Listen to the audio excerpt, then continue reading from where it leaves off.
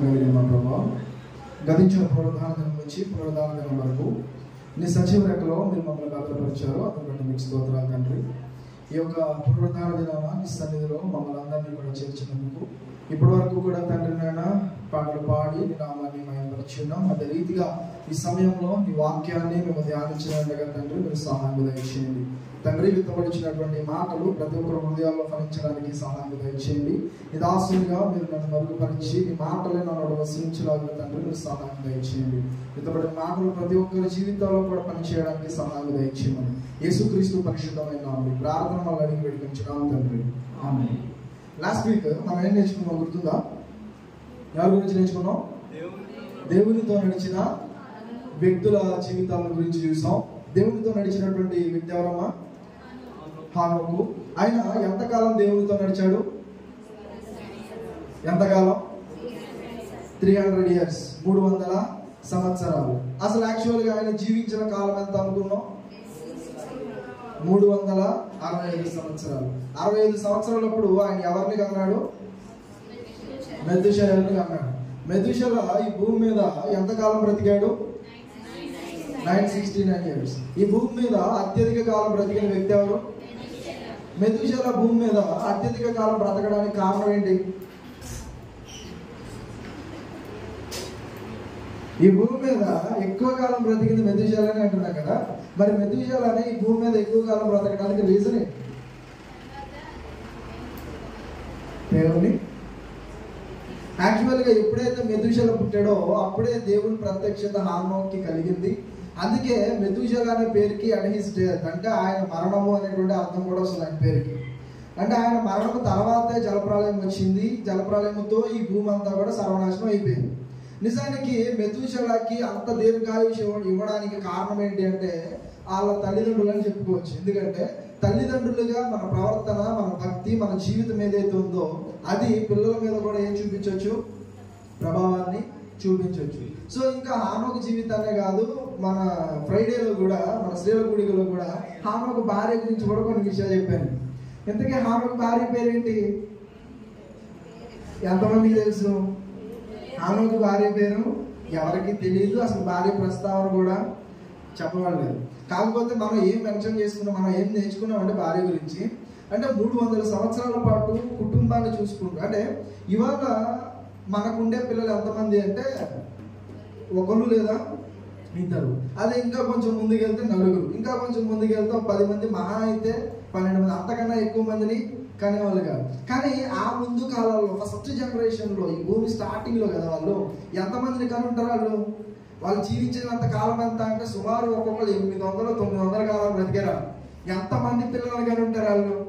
అంటే అంతమంది పిల్లల్ని ఒక్క హానోకు మాత్రమే చూసుకోవడం సాధ్యమవుతుందా తన భార్య సపోర్ట్ లేకుండా? సో మనం ఇంకా చాలా కొన్ని విషయాలు తన భార్య గురించి, ఎలా దేవునికి ఆమె సహకరించింది, తన భర్త హానోకు దేవుడితో నడవడానికి కారణమైందనే విషయాలు కొన్ని మనం గమనించాం. అయితే ఈరోజు కూడా కొన్ని విషయాలు, కొన్ని మాటలు మనం ధ్యానించడానికి బైబిల్ నుంచి ప్రయత్నం చేద్దాం. అయితే మనలో కూడా చాలా మందికి ఏమనిపిస్తుంది అంటే దేవునితో నడవాలి, దేవుని కోసం బ్రతకాలి అన్న ఆలోచన మనలో కూడా ఉంటుంది.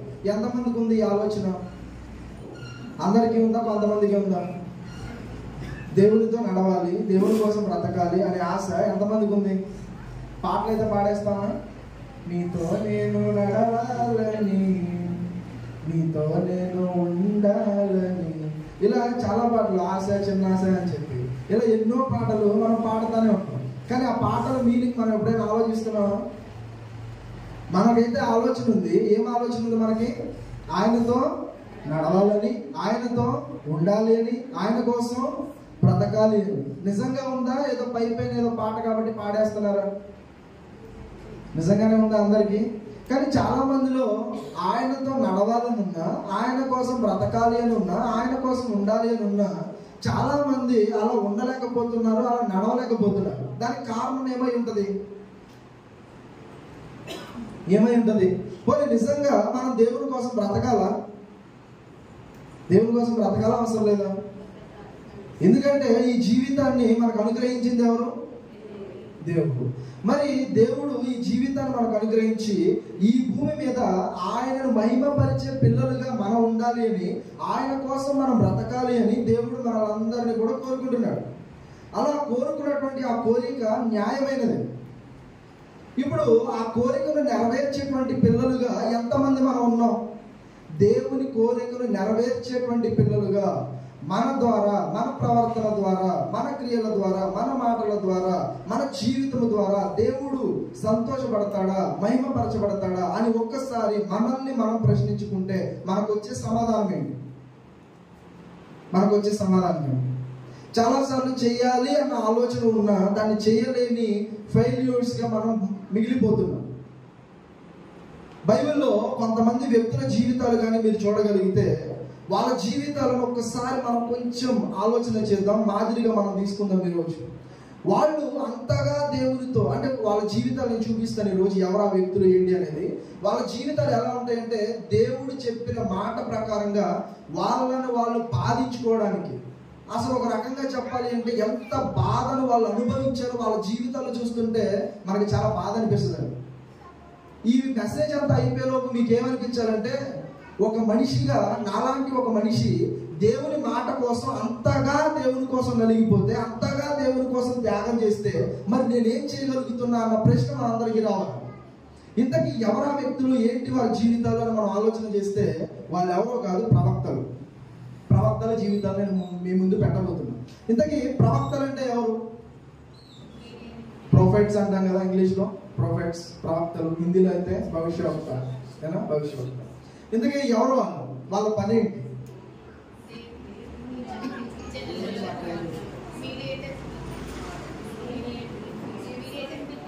Mediator between God and people. ఇంకా ప్రవక్తలు ఏం చేస్తూ ఉంటారు? ప్రవక్తలు ఏం చేస్తారు? దేవుని పేరిట ప్రవచిస్తారు. ఏం ప్రవచిస్తారు వాళ్ళు? ఏం చెప్తారు వాళ్ళు? భవిష్యత్తులో జరగబోయేటువంటి విషయాలను తెలియజేస్తూ ఉంటారు.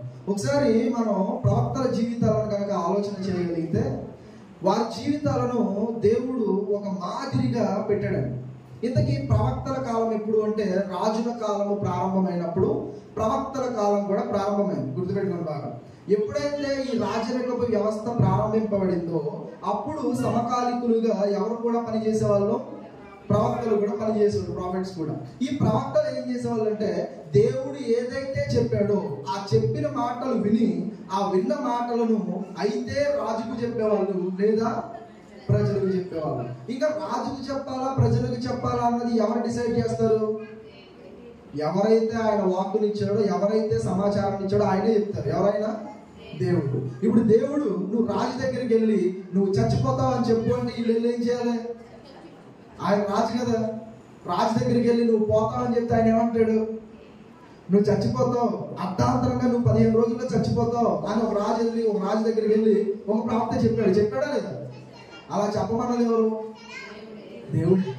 అంటే ఒక ప్రవక్త ఎలా ఉండాలి అంటే మనుషులు ఎవరికి కూడా భయపడకూడదు. కేవలము దేవుని మాట ఏదైతే ఆయనకు ప్రత్యక్షపరచబడుతుందో ఆ మాటను ఉన్నది ఉన్నట్టుగా ప్రజల కంటే ప్రజలకి, రాజులంటే రాజులకి, ఎవరి దగ్గరికి వెళ్ళమంటే వాళ్ళ దగ్గరికి వెళ్ళి చెప్పాల్సింది.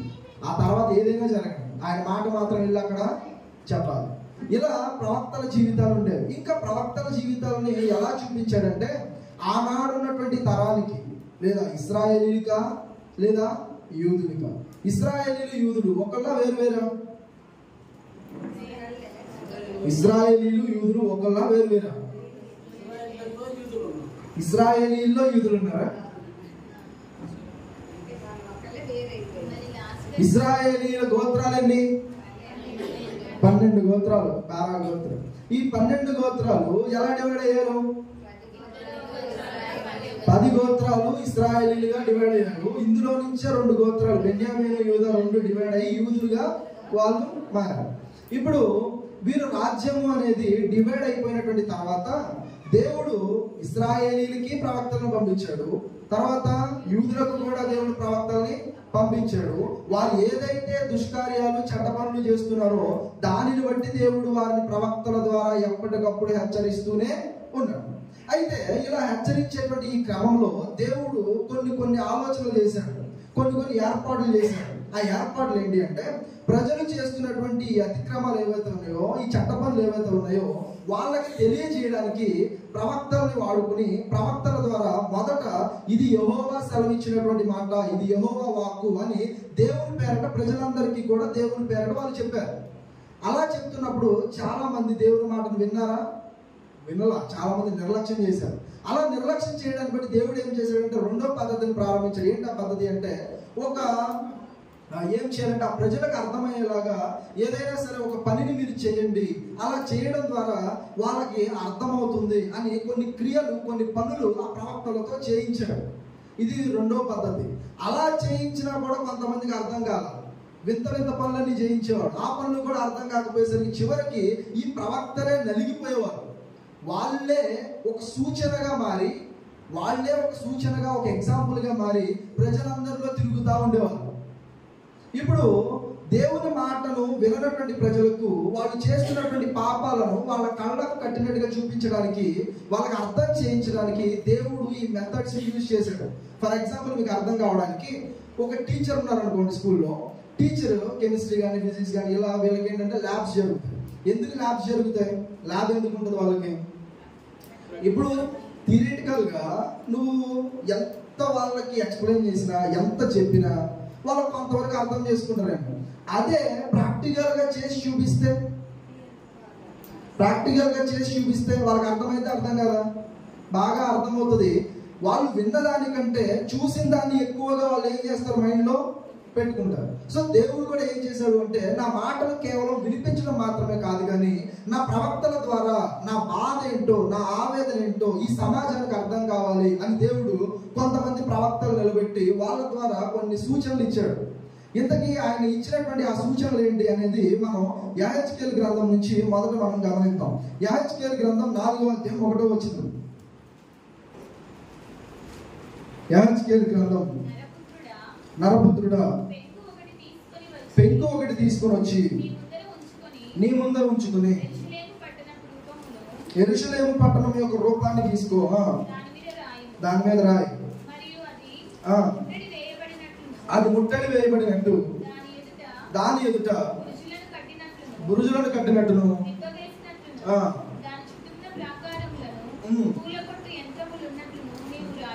ఇప్పుడు దేవుడు ఒక ప్రత్యక్షత ఇచ్చాడు యెహెజ్కేలుకి.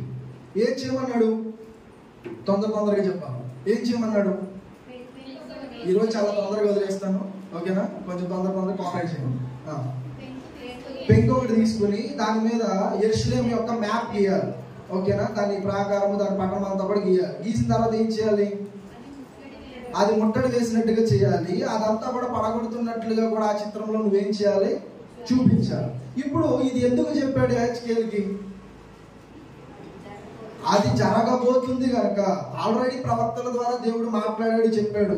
ఇంకా వినట్లేదని ఒక చిత్రాన్ని గీయించి, ఒక పెయింటింగ్ వేయించి దాని ద్వారా ప్రజలందరికీ కూడా అర్థం చేయిస్తున్నాడు. ఇదిగో యెరూషలేము మీదకి నాశనం రాబోతుంది, యెరూషలేము పట్టణాలంతా కూడా శత్రువులు వచ్చి నాశనం చేయబోతున్నారు అనే విషయం ప్రజలకు అర్థం చేయించడానికి దేవుడు ఈ విధంగా చెప్పాడు. ఇంకా ప్రవక్తల జీవితం ఎట్లా ఉంది అంటే, ఇంకా దేవుడు ఏమేమి చెప్పాడు అంటే, 4వ వచనం నుంచి చూడండి ఒకసారి. అదే 4వ అధ్యాయంలో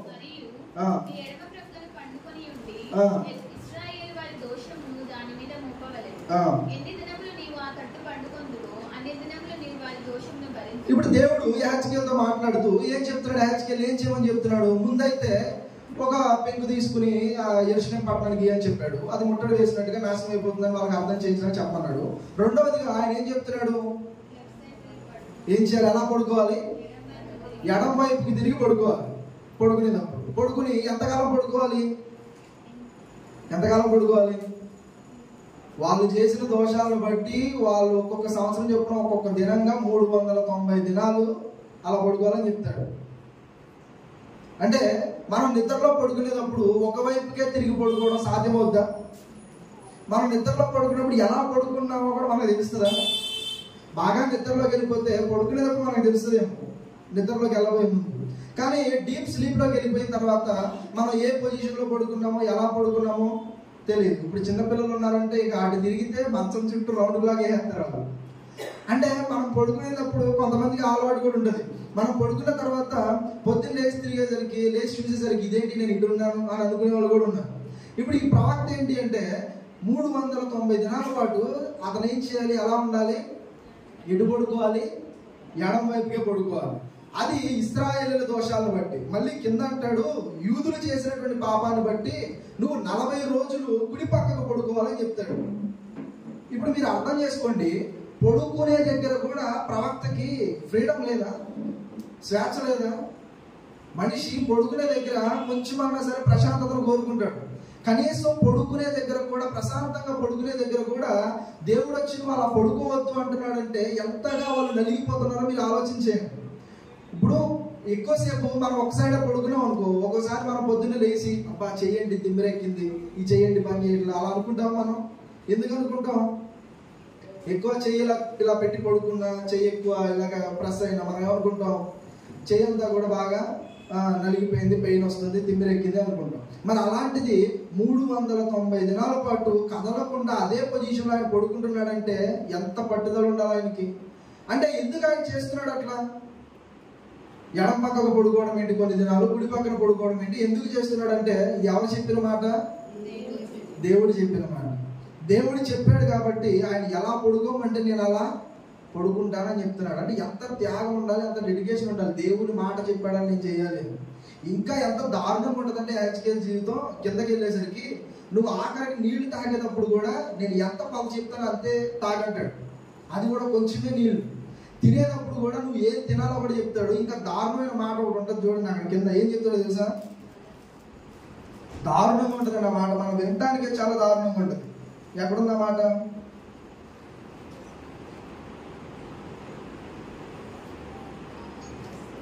ఎక్కడుందన్నమాట? 10:11 చదవండి.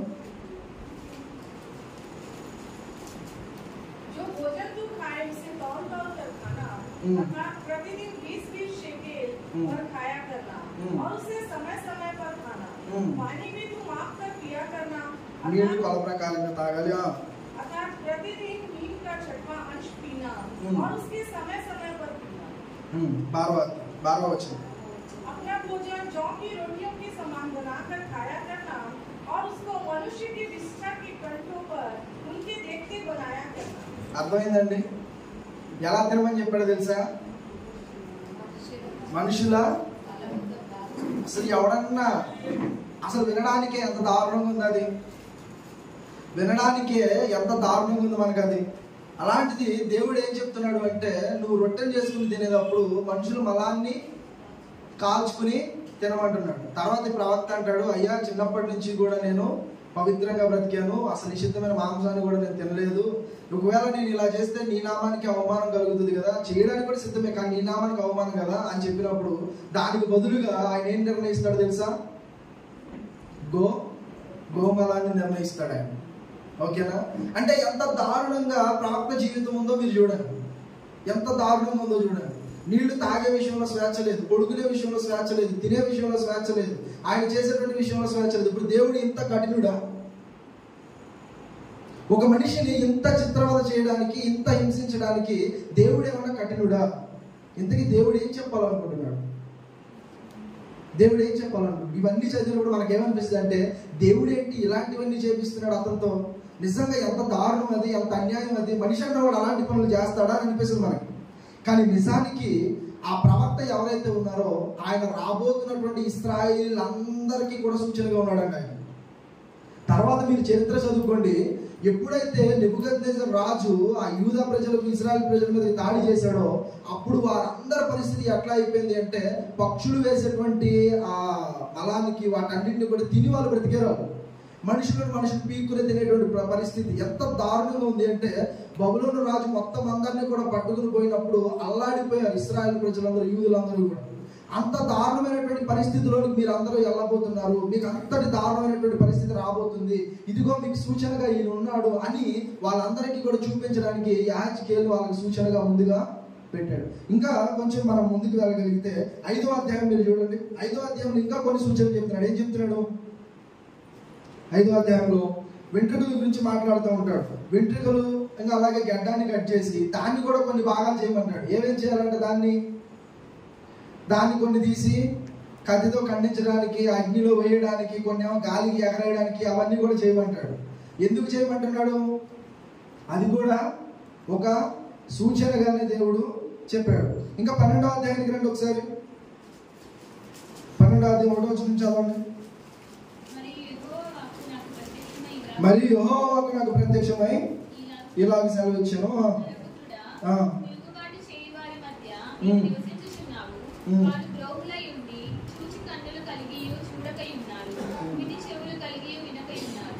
వాళ్ళు ఏం చేస్తున్నారంటే దేవుడు ఎన్నిసార్లు వాళ్ళకు ప్రకటించినా ఆ ప్రజల యొక్క మనస్తత్వం ఎట్లా ఉంది చెప్పండి. ప్రజల మనస్తత్వం ఎట్లా ఉంది? వాళ్ళు కళ్ళుండి చూస్తున్నారు, చెవులుండి వింటున్నారు, కానీ దేవుని మాటలకు వాళ్ళ హృదయాన్ని ఇస్తున్నారా? ఈరోజు చాలా మంది పరిస్థితి ఏంటి అంటే, దేవుణ్ణి నమ్ముకున్న వాళ్ళు ఎంతమంది ఉన్నారు ఇక్కడ? దేవుణ్ణి నమ్ముకోబట్టాను ఇక్కడికి వచ్చింది మనం అందరం కూడా. ఎన్ని సంవత్సరాల నుంచి వస్తున్నాం? చాలా సంవత్సరాల నుంచి, అవునా? చాలా సంవత్సరాల నుంచి వస్తున్నాం, చాలా సంవత్సరాల నుంచి ఆరాధిస్తున్నాం. ఇన్ని సంవత్సరాల నుంచి ఆరాధిస్తూ ఉన్నాం, ఇన్ని సంవత్సరాల నుంచి దేవుని వాక్యాన్ని వింటున్నాం, కానీ మన హృదయాన్ని మనం దేవునికి ఇవ్వగలుగుతున్నామా? ఇక్కడ ఇశ్రాయేలు ప్రజలు ఎలాగైతే దేవుని మాటలు వింటున్నారో, ఆయన క్రియలు చూస్తున్నారు వింటున్నారు, కానీ వాళ్ళ జీవితాలు, వాళ్ళ ప్రవర్తన ఏమైనా సరే మారినాయా? ఏమీ మారలేదు. ఈరోజు చాలా మంది జీవితాలు చూడండి, కొన్నిసార్లు ఏమనిపిస్తుంది అంటే క్రైస్తవుల ప్రవర్తన కంటే బయట ఉన్నటువంటి అన్యుల ప్రవర్తన చాలా బాగుంది అనిపిస్తుంది. దానికి కారణం ఏంటి? దేవుని మాటలు వాళ్ళకి తెలియదా? దేవుని క్రియలు మీ కళ్ళారా మీరు చూడట్లేదా? మీరు చూస్తున్నా వింటున్నా మీ ప్రవర్తన జీవితాలు మారట్లేదు అంటే దానికి కారణం ఎవరు? దేవుడు ఇంకా దీర్ఘశాంతంతో చూస్తూ నీకు అవకాశాన్ని ఇస్తున్న కొద్దీ మన ప్రవర్తనను ఇంకా దిగజార్చుకుంటూ దేవునికి అవమానాన్ని తెచ్చిపెడుతూ మన చట్టక్రియల ద్వారా దేవునికే కోపాన్ని, దేవునికే దుఃఖాన్ని తెచ్చేటువంటి జీవితాలు ఈరోజు క్రైస్తవులుగా ఎంతో మంది బ్రతుకుతున్నారు. ఈరోజు ఆనాడు ఇశ్రాయేలీయుల ప్రవర్తన ఎలా ఉంది, ఈనాడు మన ప్రవర్తన ఎట్లా ఉంది? వాళ్ళకి మనకి తేడా ఏంటి? ఆనాడు వాళ్ళు అలాగే జీవించారు, ఈనాడు మనం అలాగే జీవిస్తున్నాం. దేవుడు ఎన్నోసార్లు గద్దిస్తూ నీకు బుద్ధి చెప్తూ నువ్వు అలా కాదు, నీ ప్రవర్తన ఇలా ఉండాలి అని ఎన్నిసార్లు తన సేవకుల ద్వారా మాట్లాడిన ప్రవర్తన మార్చుకున్నటువంటి జీవితాలు ఎన్నున్నాయి ఈరోజు. అలా తన సేవకుల ద్వారా, యాజకుల ద్వారా దేవుడు ఎన్నో విషయాలు తెలియజేశాడు. ఇంకా కిందకు వచ్చేసరికి అంటాడు, అక్కడ నువ్వు ఎలా వెళ్ళాలో తెలుసా? వాళ్ళందరూ కూడా చెవులుండి వినట్లేదు, కళ్ళుండి చూడట్లేదు. వాళ్ళందరికీ కూడా నువ్వు ఒక పని చేయి. ఏం చేయాలో తెలుసా? నీ సామాన్లు అన్నీ ఉన్నాయి కదా, నీ ఇల్లు ఉంది కదా, ఇంట్లో ఉన్న సామాన్లన్నీ ప్యాక్ చేసుకుని ఏం చేయాలి?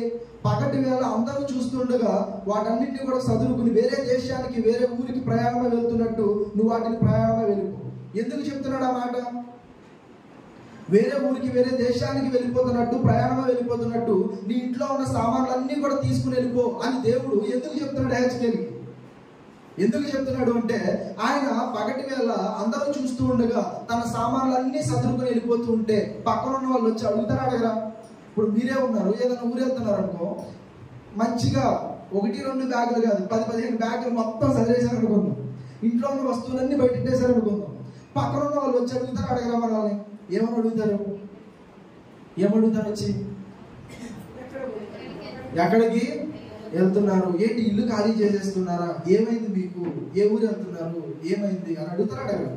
ఇప్పుడు యాజకులు కూడా తన సామాన్లు అన్నీ కూడా తీసుకుని ఆయన వెళ్ళిపోతున్నప్పుడు ప్రజలందరూ చూస్తున్న వాళ్ళు అడగరా అని. అలా అడుగుతున్నప్పుడు నువ్వు చెప్పాలి వాళ్ళకి, ఇలాంటి పరిస్థితి మనకు రాబోతుంది, మన దేశాన్ని విడిచిపెట్టి మన పరాయి దేశానికి బానిసలుగా పోబోతున్నాం, మన గతి ఇలా అవబోతుంది అని చెప్పాలి. ఇంకా ఎలా చెప్తాడంటే, నీ ఇంటికి ఒక కన్నం పెట్టుకో. ఒక దొంగలాగా నీ ఇంటికి నువ్వే కన్నాన్ని పెట్టుకుని ఆ కన్నంలో నుంచి సామాన్లన్నీ బయటికి లాగి వాటన్నింటినీ ప్యాక్ చేసుకుని వెళ్ళని చెప్తాడు. ఇది ఎప్పుడు చేయాలంటే చేస్తానే ఉండాలి, ప్రజలందరూ చూస్తూ ఉండాలి, వాళ్ళందరికీ బుద్ధి రావాలి. ఒకరోజు చేసిన పనులు కాదు, ఆ ప్రజలకు వాళ్ళు చేస్తున్నటువంటి దోషాలు అర్థం కావడానికి ఎన్నో రీజన్స్ ఇవన్నీ కూడా దేవుడు చూపించి ఇలా అయినా సరే వాళ్ళు మారతారేమో, ఇలా అయినా సరే వాళ్ళకి అర్థమవుతుందేమో అని దేవుడు తన ప్రవక్తల ద్వారా చేయించాడు. ఇంకో ప్రవక్త గురించి చూద్దామా? ఇర్మియా గురించి చూద్దాం. చూడండి ఒకసారి. ఇర్మియా గ్రంథం 13వ అధ్యాయం 1వ వచనానికి రండి త్వరగా. ఇర్మియా గ్రంథం 13:13. నీవు వెళ్ళి ఆ విత్తనాలను అడుగట్టుకొని నీ నడుమున దానిని కట్టుకొని నీళ్ళలో దాన్ని వేయకు. కావున యెహోవా మాట చొప్పున నేను నడికట్టు ఒకటి కట్టుకొని అక్కడ ఒక నడుము కట్టుకోమని చెప్తాడు. కట్టుకున్న తర్వాత దాన్ని ఏం చెప్తాడంటే యూఫ్రటీస్ నదేనా, అక్కడ ఒక నది దాటిన తర్వాత దాన్ని తీసుకుని వెళ్ళి పాతి పెట్టమని చెప్తాడు. మరలా దేవుడు ఏం చెప్తాడు అంటే కొన్ని దినాలు అయిన తర్వాత నువ్వు ఏదైతే పాతి పెట్టావో మరలా దాన్ని తీసుకుని రా అని చెప్తాడు. అలా తీసుకుని వచ్చినప్పుడు అది ఎలా ఉంటది, ఆ నడికట్టు చెడిపోయి అది ఎందుకు కూడా పనికి రాకుండా ఉంటది. ఇప్పుడు ఒక నడికట్టు కట్టుకున్నాడు, అందరికి చూపించాడు, దాన్ని పాతి పెట్టాడు, మరలా తీసినప్పుడు అదంతా కూడా చెడిపోయి దేనికి పనికి రాకుండా ఉంది. ఇప్పుడు దీని ద్వారా ఆయన ఏం చూపించాలనుకున్నాడు, ఏం చెప్పాలనుకున్నాడు జనానికి? చెప్పండి, ఇది ఏమైనా కష్టంగా ఉందా మీకు? తేలిగ్గానే ఉంది కదా. ఏం చెప్పాలనుకున్నాడు? మీరందరూ కూడా చెడిపోబోతున్నారు, ఇప్పుడు అంతా మీకు బాగుంది, సురక్షితంగా ఉంది, మంచిగా ఉన్నారు మీరు అనుకుంటున్నారు, కానీ ఇదిగో ఈ ఫ్యూచర్ ఉంది, రాబోతుంది కాలం, మీరందరూ కూడా నాశనం కాబోతున్నారు, ఎందుకు పనికిరాని వాళ్ళ వల్ల మీరు మిగిలిపోబోతున్నారు, మీరందరూ కూడా మారు మనసు చెందండి, మీ మనస్సును మార్చుకోండి, మీ చెడుతనాన్ని విడిచిపెట్టండి అని దేవుడు సూచనగా ఇవన్నీ కూడా ఇస్తా ఉన్నాడు. ఇంకా ప్రవక్తకి అర్థం చేయించడానికి, ప్రవక్తకు ఆ దేవుని బాధ, ఆ పెయిన్ అర్థం కావడానికి ఒక దగ్గరికి పంపిస్తాడండి. ఎవరి దగ్గరికి పంపిస్తాడంటే ఒక కుమ్మరి దగ్గరికి పంపిస్తాడు. 18వ అధ్యాయం చూడండి ఒకసారి, ఇర్మియా గ్రంథం, ఇర్మియా చాప్టర్ 18, ఇర్మియా చాప్టర్ 18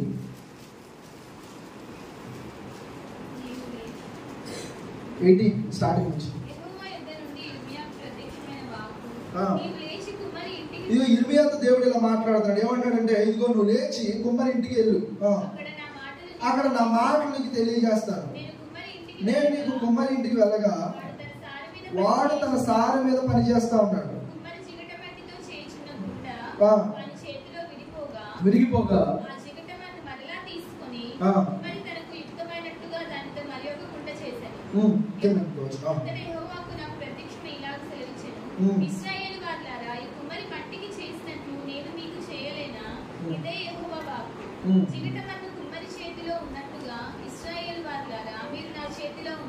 చూడండి ఎంత గొప్పగా దేవుడు మాట్లాడుతున్నాడో చూడండి. దేవుడు తన బాధను అర్థం చేయించడానికి ఎక్కడికి వెళ్ళమని చెప్పాడు ప్రవక్తని? కుమ్మరి ఇంటికి వెళ్ళమని చెప్పాడు. ఇప్పుడు కుమ్మరి ఏం చేస్తున్నాడు? అక్కడ జిగట మన్నుతో, మట్టితో ఆయన ఏం చేస్తున్నాడు? కుండల్ని తయారు చేస్తున్నాడు. కుండల్ని తయారు చేస్తున్నప్పుడు ఆ తయారు చేసేటువంటి ఆ సమయంలో ఆ మన్ను ఏమైపోతుంది? విరిగిపోతుంది, ఆ మన్ను జారిపోతుంది. అది జారిపోతున్న ప్రతిసారి కూడా ఆ కుమ్మరి ఏం చేస్తున్నాడు? మరలా దాన్ని తిరిగి కడుతూనే ఉన్నాడు. అలా కడుతూనే ఉన్నాడు, కానీ ఇది ఎందుకు నా మాట వినట్లేదు, ఇది ఎందుకు ఎన్నిసార్లు ప్రయత్నం చేసిన నా మాట వినట్లేదని ఆ మట్టిని తీసి పారేసాడా? పారేయట్లేదు. ఏం చేస్తున్నాడు ఆయన? ఇప్పుడు దేవుడు అక్కడ దాకా తీసుకుని వెళ్ళి ఇర్మియాకు అది ఎందుకు చూపించాలి? ఒక కుమ్మరి వాడి దగ్గరికి వెళ్ళు, వాడు చేసేటువంటి ఆ పనిని చూడు అని ఎందుకు చూపిస్తున్నాడు అంటే ఇర్మియాకు అర్థం కావాలి. ఏం అర్థం కావాలి అంటే ఇదిగో ఇశ్రాయేలు ప్రజలందరూ కూడా నా చేతిలో మట్టి లాంటి వారు కాదా, మట్టి లాంటి వారు కాదా. ఎందుకు ఆ మాట చెప్తున్నాడు అంటే ఈ జిగట మన్ను ఆ కుమ్మరి చేతిలో ఎన్నిసార్లు పడిపోయిందో, ఎన్నిసార్లు జారిపోయిందో, అన్నిసార్లు కూడా ఆ మట్టిని పారేయకుండా ఆ కుమ్మరి తన యుక్తిని బట్టి దాన్ని ఎప్పటికప్పుడు కడుతూనే ఒక మంచి పాత్రగా చేయాలనే ఆరాట పడతా ఉంటాడు ఆయన. ఇప్పుడు ఈ బాధ, ఈ వేదన ఎవరికి అర్థం కావాలి అంటే ఇర్మియాకు అర్థం కావాలి. ఇర్మియాకు అర్థం కావాలి. అప్పుడు దేవుడు చెప్తాడు, ఇదిగో నేను కూడా ఆ కుమ్మరి లాంటి వాడినే. ఎన్నిసార్లు ఇశ్రాయేలీయులు, ఎన్నిసార్లు యూదులు నా యుద్ధం నుంచి పడిపోయిన స్థితిలో ఉన్నారు, ఎన్నిసార్లు వాళ్ళు అతిక్రమాలు చేశారు, ఎన్నిసార్లు వాళ్ళు పాపాన్ని చేశారు. పాపము చేసిన ప్రతిసారి నేను వాళ్ళని విడిచిపెట్టలేదు, వాళ్ళని తోసివేయలేదు, కానీ మరలా వాళ్ళని తిరిగి కట్టడానికి నేను ప్రయత్నం చేస్తూనే ఉన్నాను అని తన బాధను తన ప్రవక్తకు తెలియజేస్తాను అన్నాడు ఆయన. మీకు ఒక విషయం తెలుసా? దేవుని వాక్యాన్ని మనం చదివేటప్పుడు ఏదో పైన ఏదో మాటలు ఉన్నాయి కాబట్టి చదువుతాం, కానీ నిజంగా దేవుని వాక్యం మనకు అర్థం కావాలి అంటే దేవుని పెయిన్ ఏంటో కూడా మనకు అర్థం కావాలి. అర్థమవుతుందా? సందర్భాన్ని మనం చదువుతున్నప్పుడు ఆ సందర్భంలో నువ్వుంటే ఎలా దాన్ని చూస్తావు అన్నది చూడకూడదు. అర్థమవుతుందా? వాక్యాన్ని చదువుతున్నప్పుడు నీ ఆలోచనను పెట్టి, చాలా మంది బైబిల్ అర్థం కాదు. ఎందుకు అర్థం కాదంటే బైబిల్ చదివేటప్పుడు ఇది ఎలా ఎందుకైంది, ఇంకోలాగా ఎందుకు అవ్వకూడదు, నేను ఉంటే నా ఇలా చేసేవాడు, అలా చేసేవాడు, మనమే సలహాలు ఇస్తూ ఉంటాం. అలా చేస్తే ఎప్పటికీ బైబిల్ అర్థం కాదు. దేవుని వాక్యం అనేది దేవుని మనసు అండి.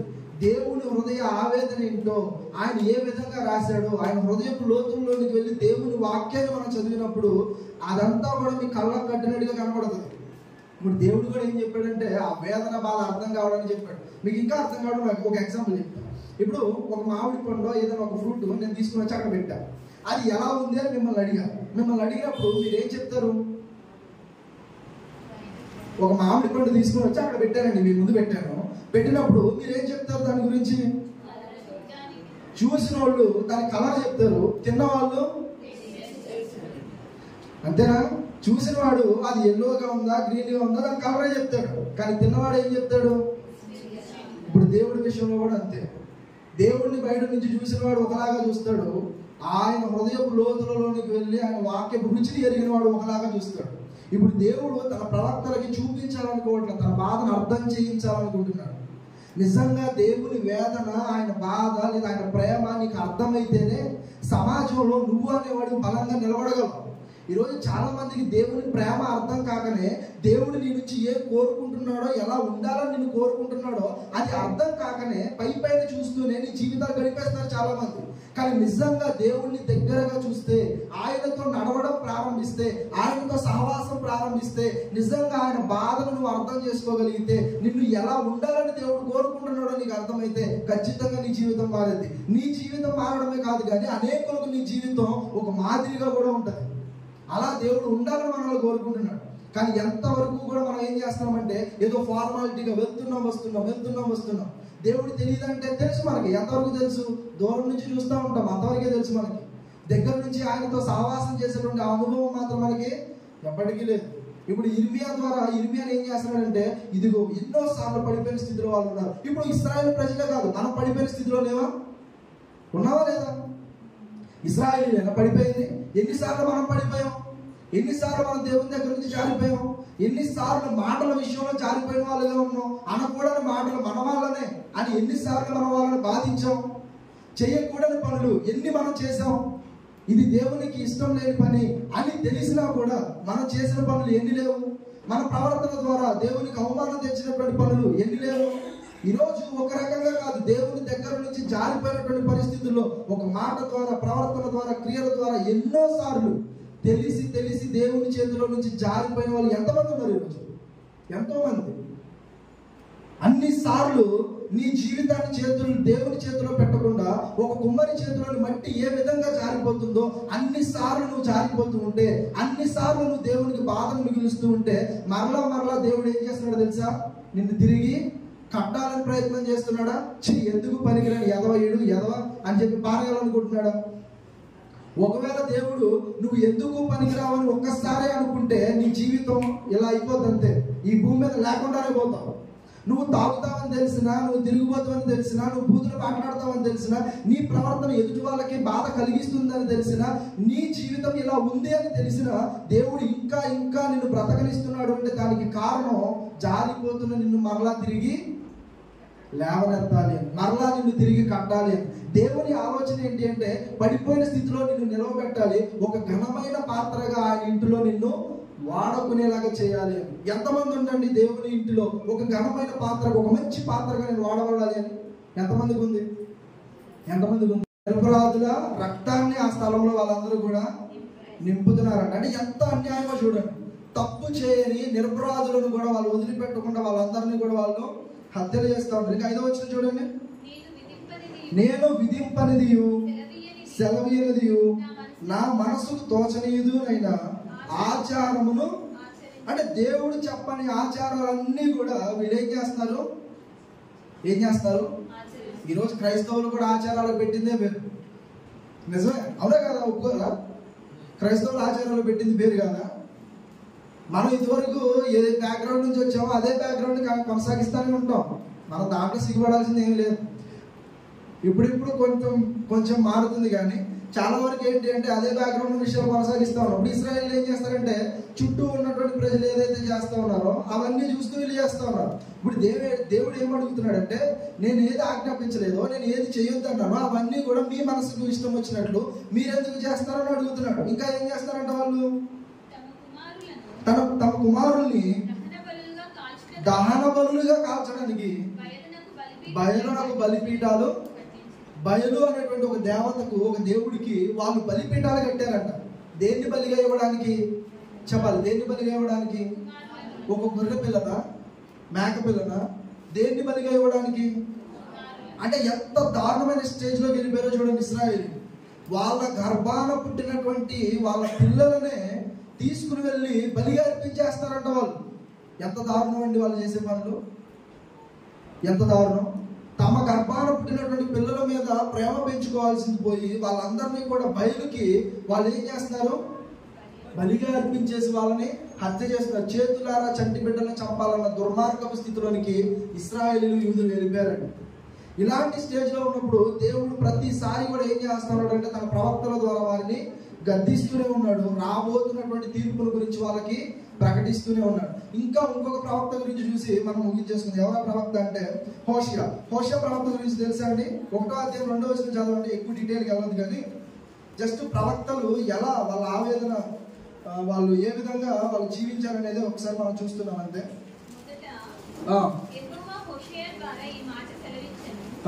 జనులు యెహోవాను విసర్జించి బహుగా వ్యభిచరించి ఉన్నారు కనుక నీవు పోయి వ్యభిచారం చేయి స్త్రీలు పెండ్లాడి వ్యభిచారం వల్ల పుట్టిన పిల్లలను తీసుకొని.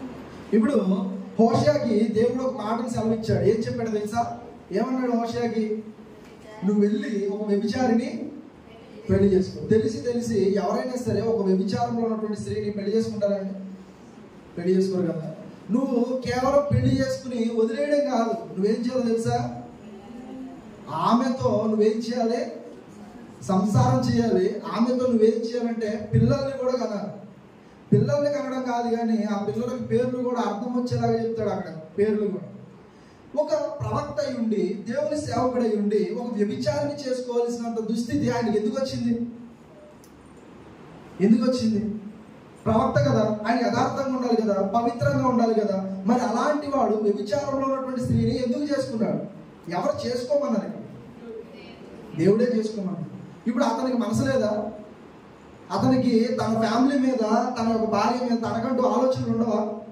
ఉంటాయా? ఉండవా? తెలిసి ఒక నరకంలోనికి తన సంసారాన్ని, తన కాపురాన్ని నరకంగా మార్చుకోవాలని ఎవడైనా అనుకుంటాడా? అలా ప్రశాంతంగా బ్రతకగలడా చేసుకుని? లేదు కదా. మరి అలాంటిది అతనికి ఎందుకు చేయమన్నాడు అంటే ఇదిగో నా ఆవేదన ఏంటో అర్థం కావాలి. ఇశ్రాయేలీయులు అందరినీ కూడా నా సొత్తుగా చేసుకున్నా, కానీ వాళ్ళందరూ కూడా వ్యభిచరించి అన్య దేవతల వైపుకు తిరిగి వాళ్ళందరూ కూడా వ్యభిచారంలో పడ్డారు. ఆ బాధ అర్థం కావడానికి ఇదిగో నువ్వు వ్యభిచారిని నువ్వు పెళ్లి చేసుకుని వారితో పిల్లలు కాదని చెప్తాడు. ఒక ప్రవక్త జీవితం, ఒక హోషేయా జీవితం అలా ఉంది. ఇంకొక ప్రవక్తను మనం చూస్తాం. ఎవరైనా అంటే యెషయా గారు. యెషయా గ్రంథం 20వ అధ్యాయం మీరు చూసారంటే యెషయా గ్రంథానికి చాలా గొప్ప పేరే ఉంది. ప్రవక్తల గ్రంథాల్లో ఒక గొప్ప గ్రంథంగా యెషయా గ్రంథాన్ని చూస్తారు. యెషయా గారు ఎన్ని సంవత్సరాలు తెలుసా? సుమారు 3 సంవత్సరాల పాటు ఒంటి మీద నూనె పోగు లేకుండా, వస్త్రం లేకుండా తన దేశం అంతా కూడా తిరుగుతాడు. ఏంటి ఆయనగా దుస్థితి? ఇప్పుడు యెషయా ఎవరు అంటే నిజానికి యూదా వంశానికి సంబంధించిన ఒక రాజవంశీయుడు. ఆయన ఒక గొప్ప పేరు ప్రఖ్యాతులు కలిగిన వాడు. ఇంకా చెప్పాలి అంటే యేసు ప్రభు జీవితాన్ని గురించి, ఆయన పుట్టుక, ఆయన మరణ, సమాధి, పునరుద్ధానాలు, ఆయన 2వ రాకడ సమస్తాన్ని కూడా చెప్పినవాడు. ఇంకా మినీ బైబిల్ అని కూడా పిలుస్తారండి యెషయా గ్రంథాన్ని. అంత గొప్ప కితాబు, అంత గొప్ప పేరు కలిగిన వాడు యెషయా. అలాంటి పౌరుషము, అలాంటి గొప్ప ప్రవక్త దేవుడు చెప్పాడు అని ఒంటి మీద బట్టలు లేకుండా 3 సంవత్సరాల పాటు యెరూషలేము వీధులన్నీ తిరుగుతూ ఉంటాడండి. ఆయనకి ఏమొచ్చింది తిరగడానికి? మతి స్థిమితం లేకనా? ఎందుకు తిరిగాడు ఆయన? అర్థం కావాలి సమాజానికి. ఏంటంటే ఒక రోజు మీ అందరి పరిస్థితి ఇలా కాబోతుంది. మీరందరూ కూడా దిగంబరులుగా నిలబడబోతున్నారు దేవుని సన్నిధిలో. మీరు చేసినటువంటి మీ అతిక్రమాలు, మీరు పాపాలు, ఇవన్నీ కూడా మీ మీదకు ఉగ్రతను తీసుకుని రాబోతున్నాయి. ప్రవక్తల జీవితాలంటే ఈ రోజు చూస్తున్నట్లు ఏదో ప్రోస్పారిటీ అనుకోమాకండి. ఈ రోజు ప్రకటించేటువంటి ప్రకటనలు ఏదో చేసే సువార్త అంతా అదే. ఏమంటారంటే వచ్చి ఇదిగో దేవుడు నీకు ఇల్లు ఇస్తాడు, కారు ఇస్తాడు, అది ఇస్తాడు, ఇది ఇస్తాడు. ఇవాళ చేసేటువంటి ప్రచారం అంతా కూడా ప్రాస్పారిటీ. ఎక్కడైనా సరే గద్దించి బుద్ధి చెప్పే వాక్యాలు కనబడుతున్నాయి ఈ రోజు మనకి. నిజంగా ప్రొఫెట్స్ జీవితాన్ని చూడండి, ప్రవక్తల జీవితాలు చూడండి, నలిగిపోయారండి. లిటరల్గా వాళ్ళు నలిగిపోయారు దేవుని చేతుల్లో. ఒక పక్క ప్రజలకి, ఒక పక్క దేవుని చేతిలో. దేవుడు ఏది చెప్తే అది, ఆయన మాటకు లోబడి పడుకునే విషయంలో, తినే విషయంలో ఆయన ఏది చేయమంటే అది, వీళ్ళకంటూ సొంత అభిప్రాయం లేకుండా ఆయన ఏది ఆజ్ఞాపిస్తే అది చేస్తూ వాళ్ళు నలిగిపోయారు. ప్రజలందరికీ కూడా ఒక సూచనగా వాళ్ళు నిలబడ్డారు ప్రవక్తల జీవితాలు. ఇప్పుడు నేను ఎందుకు వీళ్ళందరి జీవితాలు మీ ముందు పెట్టానంటే, వీళ్ళందరి జీవితాలు ఎందుకు మీ ముందు పెట్టానంటే, ఇశ్రాయేలీల కొరకు, యూదుల కొరకు దేవుడు ఒక సూచనగా వాళ్ళని నిలబెట్టాడు కదా. దేవుడు తన మాట ప్రకారంగా వాళ్ళు అంతగా నలిగిపోయారు కదా, అంతగా దేవుని మాటకు లోబడ్డారు కదా. ఈ రోజు మనం ఎంతగా లోబడగలుగుతున్నాం దేవునికి? నా మాట అర్థమైందా? వాళ్ళ పెళ్లిళ్ళ విషయంలో, తినే తిండి విషయంలో, తాగే నీళ్ళ విషయంలో, కట్టుకునే బట్టల విషయంలో, ఇంకా తినే తిండి విషయంలో, ఇలా ప్రతి విషయంలో కూడా వాళ్ళు దేవునికే లోబడ్డారు. ఆయన ఏది చేయమంటే అదే చేశారు. అవునా కదా? మరి ఈరోజు అంతగా వాళ్ళు లోబడుతున్నప్పుడు, అంతగా దేవుని మాట ప్రకారంగా వాళ్ళు బ్రతికినప్పుడు, ఈరోజు నువ్వు నేను మనం అందరం దేవుని మాటకి ఎంత విలువనిస్తున్నాం? ఎంత విలువనిస్తున్నాం ఈరోజు దేవుని మాటకి? ఆయన చేయమన్న పని కొంచెమైనా చేయగలిగే స్థితిలో మనం ఉన్నాం ఈరోజు? ఆయన్ని ఆరాధించడానికి సమయానికి రాగలుగుతున్నావా ఈరోజు? వచ్చి ఆయన సన్నిధిలో హృదయపూర్వకంగా నువ్వు ఆరాధించగలుగుతున్నావు ఈరోజు? ప్రవక్తలకు చెప్పినట్లుగా ఏదో కష్టతరమైనటువంటి పనులు, ఏదో ఇబ్బందికరమైనటువంటి పనులు ఏమీ చెప్పలేదండి మనకి ఈరోజు. అలాంటి పనులు చెప్తే నిజంగా మనం ఎప్పుడో పారిపోలేము ఆయన దగ్గర నుంచి. ఎప్పుడో పారిపోయాం, నిజంగా పారిపోయాం మనం. అంతదాకా నిలబడే వాళ్ళం కూడా కాదు.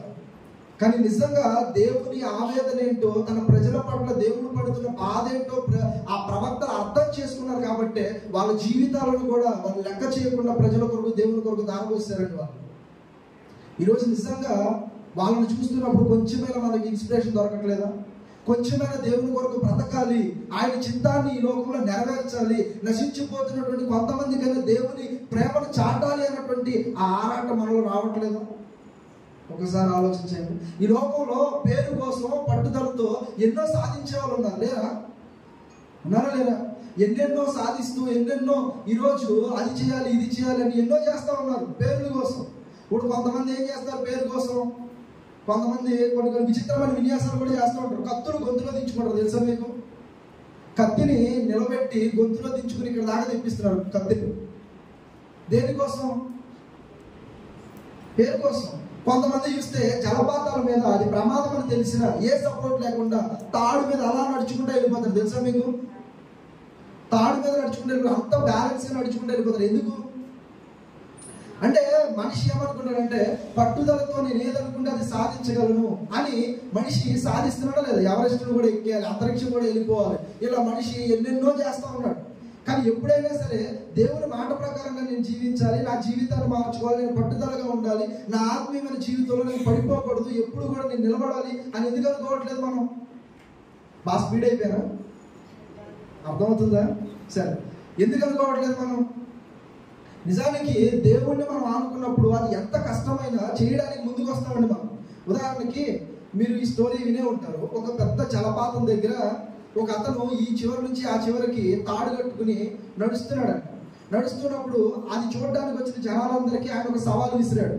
ఏంటి ఆ సవాల్ అంటే, ఏ సపోర్ట్ లేకుండా ఈ తాడు మీద నుంచి ఆ తాడు అక్కడికి ఆ చివరికి నేను వెళ్ళిపోతా, ఎంతమంది నన్ను బిలీవ్ చేస్తారు, నమ్ముతారంటే ఎవరు నమ్మలేదు. ఆయన ఏం చేశాడు? సరే నేను చూపిస్తాను అని చాలా ఎత్తు, అంత ఎత్తైనటువంటి ఆ జలపాతం మీద ఆ లోయలో ఆయన అలా తాడు కట్టుకుని పైన ఏ ఆధారం లేకుండా నడుచుకుంటూ వెళ్ళిపోయాడు. నడుచుకుంటూ వెళ్ళి మళ్ళీ వచ్చాడు. మళ్ళీ వచ్చిన తర్వాత వాళ్ళందరూ ఏమన్నారు? బాగా చప్పట్లు కొట్టి, శభాష్ నువ్వు బాగా నడిచావన్నారు. నడిచామన్న తర్వాత వాళ్ళందరికీ మళ్ళీ ఇంకో సవాల్ విసిరాడు. నేను ఆల్రెడీ వెళ్ళొచ్చాను కదా, నాతో ఇప్పుడు ఎవరైనా వస్తారా? ఎంతమంది వెళ్తారు? ఎందుకు? ఆయన వెళ్ళొచ్చాడు కదా. అంతమంది, చాలా మంది ఉన్నారు, అంతమందికి సవాల్ విసిరాడు. ఇదిగో నేను వెళ్ళలేనన్నారు, నేను వెళ్ళొచ్చాను, నేను మరలా వెళ్తా, నాతో పాటు ఎవరైనా వస్తారా అని అడిగాడు ఆయన. ఎవరైనా వస్తారంటే ఎవరో రాకపోతే ఒక పిల్లోడు వచ్చాడంట, నేను వస్తాను. నా పిల్లోడు మెల్ల మీద ఎక్కించుకుని, ఇక్కడ ఎక్కించుకుని, భుజాలు ఎక్కించుకుని అలా వెళ్ళి అలా వచ్చాడంట.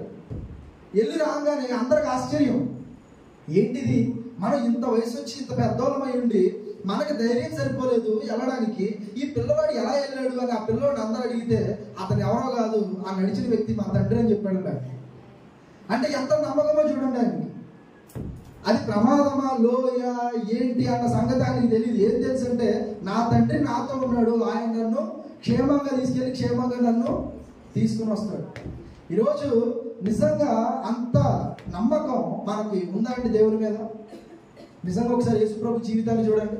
ఎంత గొప్పగా యేసుప్రభు వారి లోకంలో జీవించారండి. ఆయన 3.5 సంవత్సరాలు ఆయన సేవ పరిచయంలో కేవలం మాటలు చెప్పడం మాత్రమే కాదు, ఆయన ఏం కూడా చేశారంటే తన జీవితాన్ని ఒక మాదిరిగా అందరికీ కూడా చూపించాడు. పాపపు లోకంలో పాపుల మధ్య తిరుగుతూ ఏ పాపము కూడా తన శరీరంలోనికి, తన ప్రవర్తనలోనికి, మాటలోనికి రాకుండా ఒక యథార్థమైనటువంటి జీవితాన్ని, ఒక పవిత్రమైనటువంటి జీవితాన్ని జీవించి మనందరికీ కూడా మాదిరి